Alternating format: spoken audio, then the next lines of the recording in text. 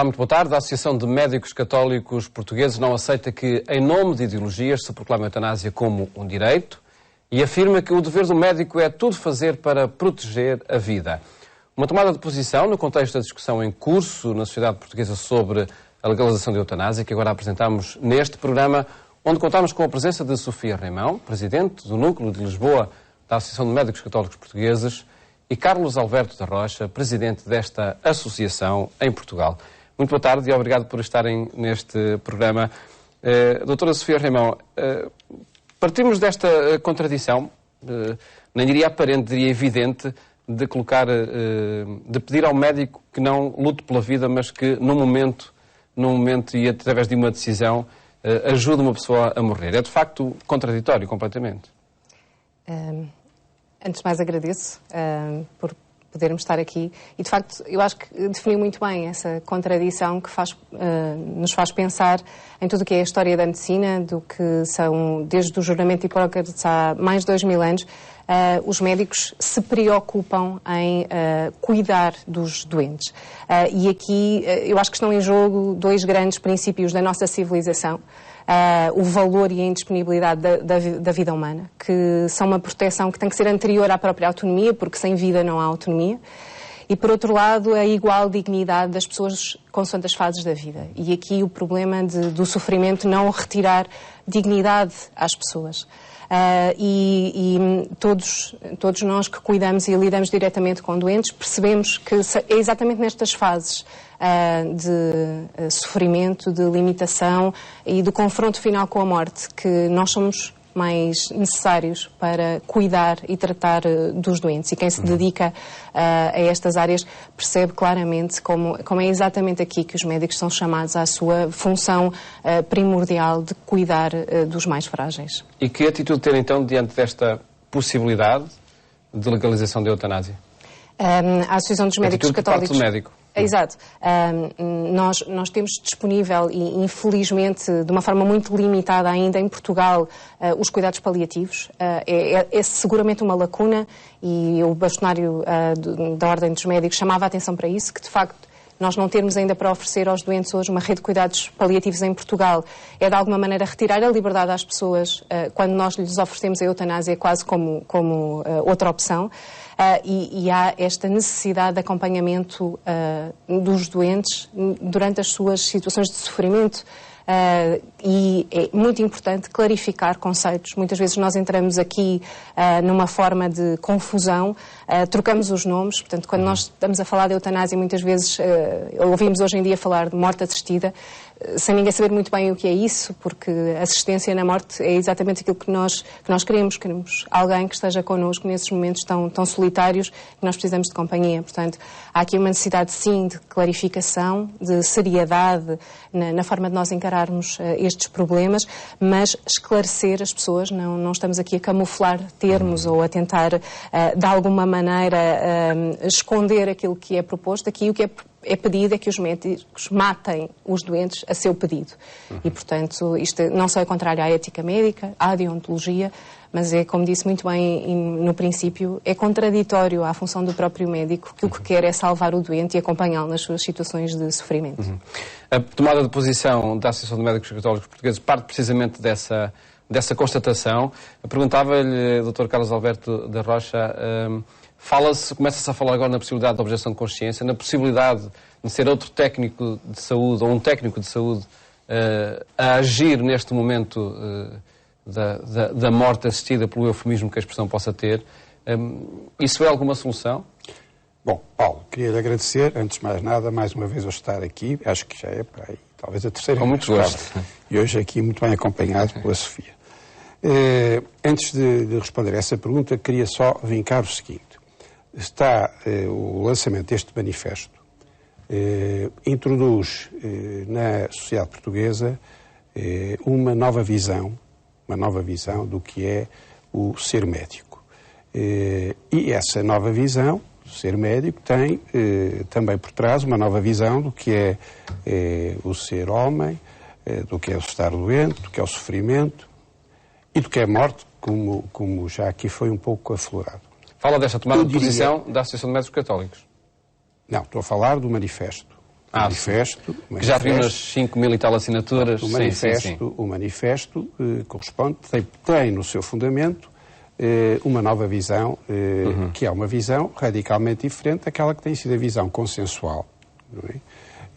Relativamente a estas questões na sociedade portuguesa. E este novo modo de ver, este novo, que poderia, se quiser, que é apresentado um bocadinho também como fundo uma espécie de humanismo, humanismo que eu diria laico, este tipo de humanismo, portanto, considera que o médico pode e deve praticar a eutanásia se o homem doente assim o pedir. Nós consideramos, médicos católicos, que este paradigma entra em contradição total com a nossa visão do que é ser médico. E a visão que nós temos do ser médico é o médico que cuida, que trata, que acompanha no sofrimento, que procura ajudar a pessoa, podendo curá-la às vezes, outras vezes não a podendo curar, mas alguém sempre com uma perspectiva positiva junto ao doente e jamais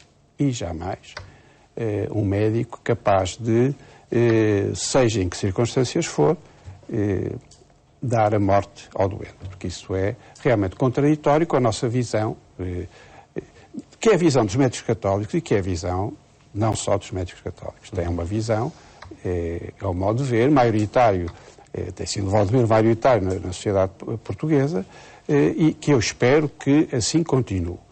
Porque, reparem, se eventualmente fosse aprovada a eutanásia, a morte assistida em Portugal, não é?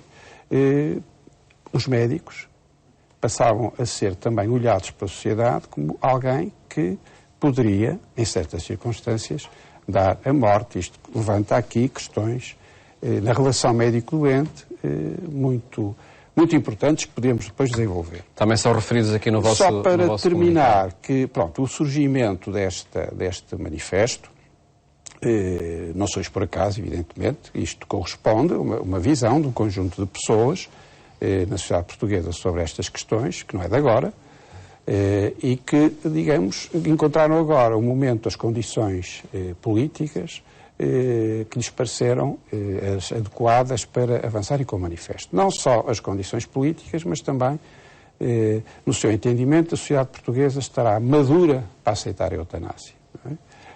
Ao longo dos anos, a sociedade portuguesa, digamos, foi, segundo o seu entendimento, foi-se caminhando no sentido que agora está madura para poder esta nova visão do que é o homem, do que é o ser médico, etc., possa também nesta questão da morte ser implementada.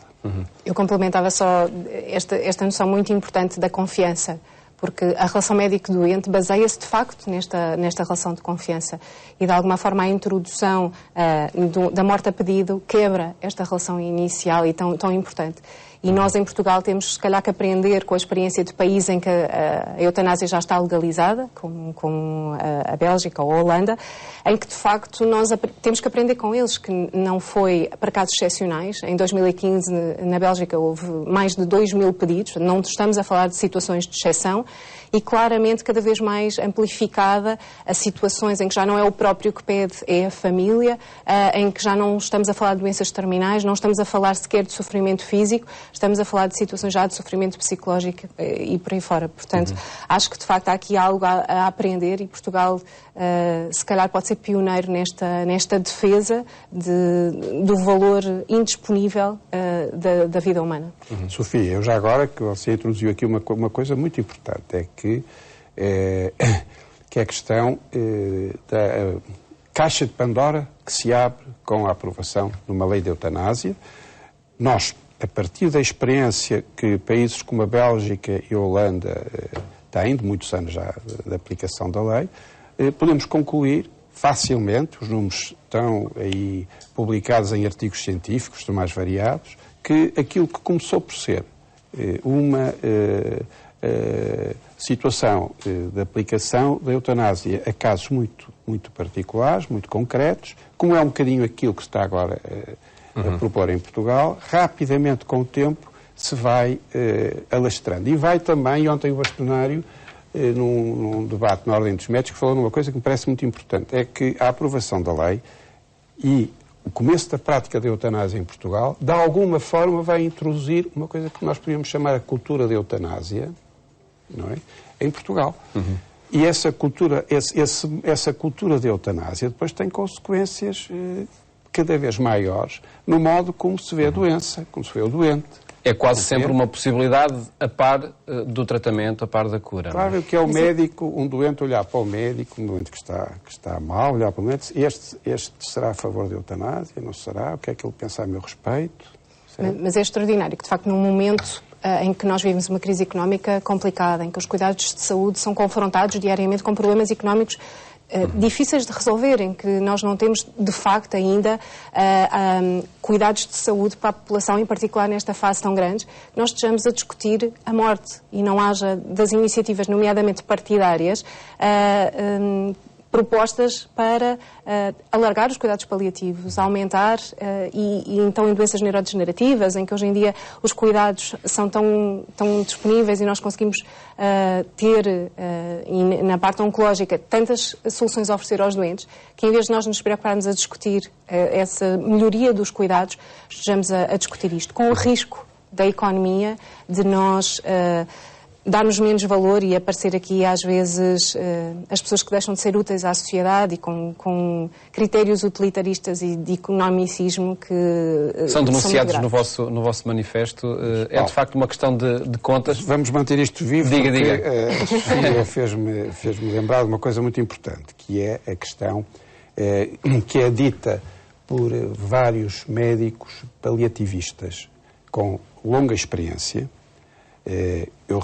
A Sofia já disse, realmente em Portugal nós não cobrimos os cuidados não cobrimos a população em termos de cuidados paliativos. Parece que as necessidades são de cerca de 60 mil pessoas neste momento e nós damos resposta a 5 mil, que é manifestamente pouco.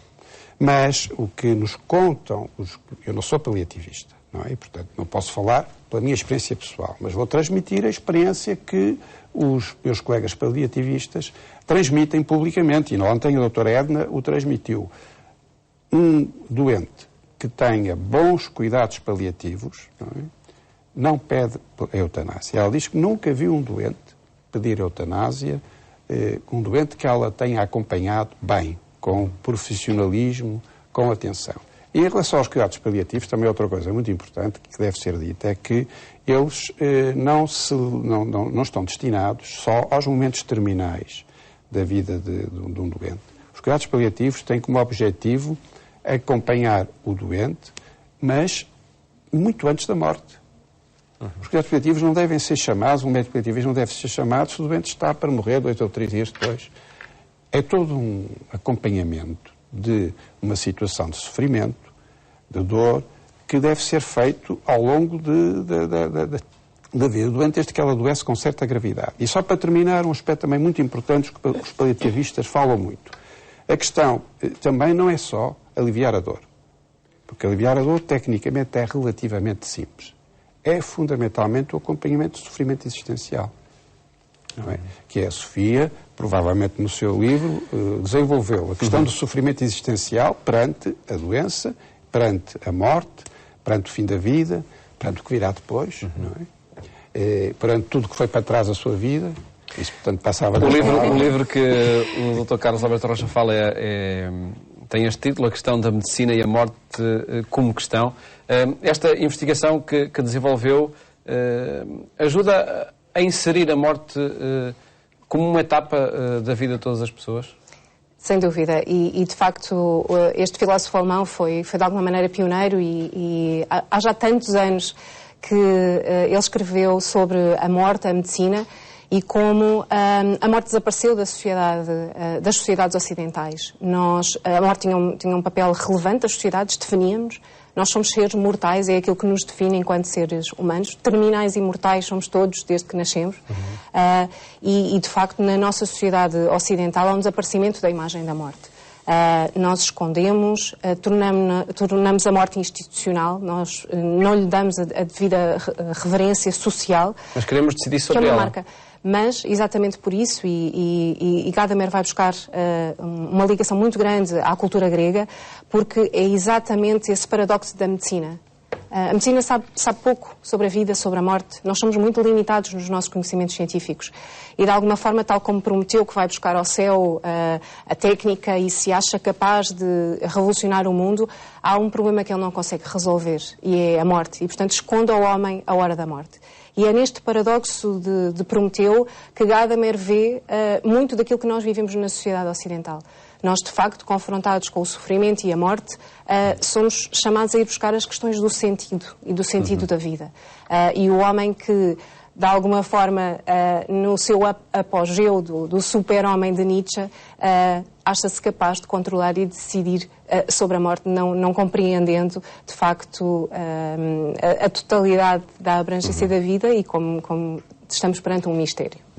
Posso só, desculpe já agora, depois destas palavras profundas da Sofia, vou só descer um bocadinho à terra, outra vez, voltando à questão da eutanásia, porque eu ouvi esta palavra, creio que foi do bastonário, e que é certeira. E tem a ver com o seguinte, é que, embora os proponentes quem assinou o manifesto sejam personalidades que, no modo geral, estarão bem na vida em Portugal, não é? Com mais ou menos poder, mas estarão bem, mais ou menos ricos, mas estarão bem. As grandes vítimas, provavelmente, da aplicação desta lei serão os pobres. Porque os pobres... A tal visão economicista e utilitarista que há pouco falava. Não é só por isso, é porque os pobres não têm, muitas vezes, quem cuide deles. Não têm dinheiro para contratar quem cuide deles. Não há cuidados paliativos suficientes para lhes darem assistência. Portanto, os pobres, não é? Provavelmente, se isto fosse para a frente, não é? Estariam os doentes pobres, os grandes doentes pobres, estariam na primeira linha disto, até porque... Mas porque decidiriam por aí facilmente, na sua opinião? Não, é porque haveria condições, não é? Até da própria família, sei lá, de empurrar essas pessoas para a eutanásia, não é? Mas a decisão não caberia sempre, em último caso, não, agora também, Paulo, queria dizer o seguinte... E também para esclarecer, precisamente. Isso é importante também. Uma coisa, a lei, se fosse aprovada, inicialmente, seria seguramente uma lei que exigiria claramente que o pedido fosse do próprio. Agora, verifica-se na aplicação da lei nos países onde ela já tem anos que isto muitas vezes não é cumprido. E a chamada eutanásia involuntária não é uma coisa excepcional nos países onde se pratica a eutanásia. O que é que eu entendo por eutanásia involuntária? Eutanasiar alguém que não deu o seu consentimento a isso. Certo? Pronto, está descrito também em artigos científicos que isto se passa em número significativo.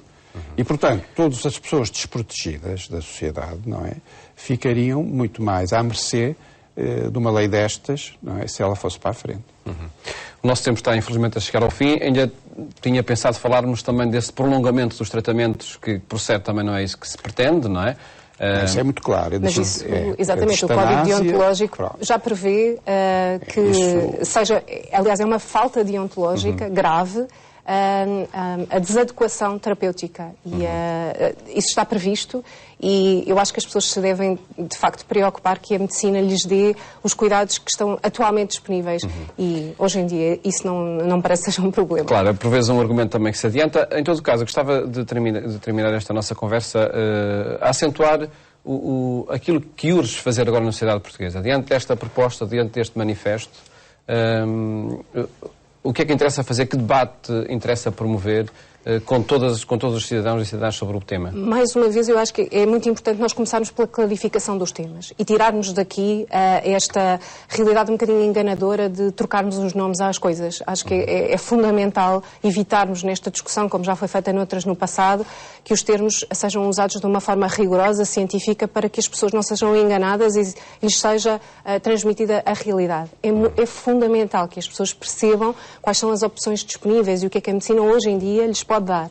Mas também perceberem que a ciência hoje em dia não sabe tudo e que é limitada, e estamos a falar de decisões irreversíveis, muitas vezes tomadas antecipadamente, e as nossas decisões às vezes mudam consoante as circunstâncias.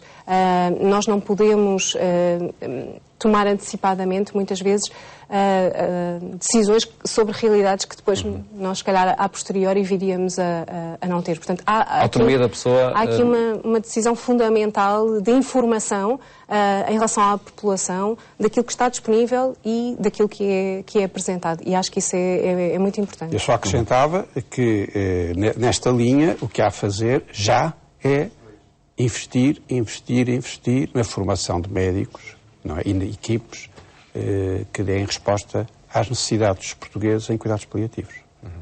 Para que, de facto, esses momentos de sofrimento, por exemplo, mesmo como há pouco dizia que não é só aí, mas esses momentos de sofrimento tenham uma resposta que a medicina é capaz de responder atualmente. Uma resposta competente, profissional, adequada, ao longo do tempo em que a pessoa está... E abrangente, que resolva... O doente não é só a sua dor, é a sua circunstância, e é essa a pessoa concreta, real... E já agora, Sofia, desculpe interrompê-la, mas lembrei-me de uma coisa muito importante, é que os cuidados paliativos dizem respeito não só ao doente, mas ao agregado familiar. Que é importante também acompanhar a família. E ajudar a família a viver, para que a família ajude bem o doente. O nosso tempo chegou ao fim, agradeço por terem estado aqui e informo que este documento, esta tomada de posição da Associação de Médicos Castólogos Portugueses, está disponível na internet, onde se pode ler com detalhe os argumentos que adiantam para que este debate não prossiga e a eutanásia não seja de facto um direito. Muito obrigado por terem estado aqui no programa Eclésia. Nós mais logo fazemos de companhia também na rádio, na Antena 1, pelas 22h45. Votos de boa tarde e até amanhã, se os quiser.